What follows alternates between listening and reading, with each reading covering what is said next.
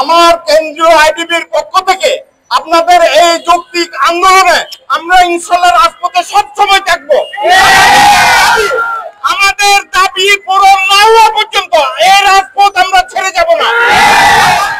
আমাদের মীমাংসিত ইস্যু নিয়ে এই কুচক্রী মহল যেভাবে আমাদের বিরুদ্ধে ষড়যন্ত্র করতেছে, এই ষড়যন্ত্রের বীর বাংলা এই ষড়যন্ত্র যতক্ষণ শেষ হবে না আমরা এই রাজপথেই থাকবো।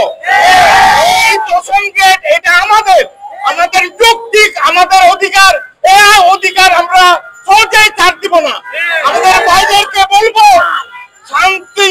শান্তশিষ্ট ভাবে আমরা আমাদের দাবি যতক্ষণ আদায় করতে পারবো না আমরা রাজপথে থাকবো ইনশাআল্লাহ। আমাদের এই রাষ্ট্র সবার এই চট্টগ্রাম ওয়াসিমের রক্ত ভেজার এই চট্টগ্রামে আমরা পুরো অযৌক্তিক এই উসমানের রক্তের লাল রক্তের এই চট্টগ্রাম ভিজামাটি আমাদের দাবি না শেষ না হওয়া পর্যন্ত আমরা এই চট্টগ্রাম ছাড়বো না ইনশাআল্লাহ। আমরা সবসময় আমাদের প্রকৌশলী ভাইদের সাথে আছি।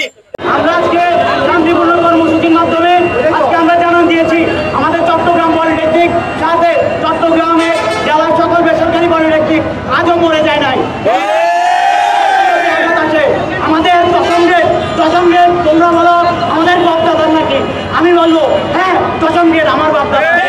ছাত্রদের যে অযৌক্তিক দাবি, এই অযৌক্তিক দাবির বিরুদ্ধে আমরা ডিপ্লোমা প্রকৌশলীবৃন্দ এক এবং অভিন্ন হয়ে পুরো বাংলাদেশে আমরা ছড়িয়ে যাবো ইনশাআল্লাহ। এই আন্দোলন আমরা জোরদার করব যতক্ষণ পর্যন্ত এরা রাজপথ থেকে ওরা চলে না যাবে।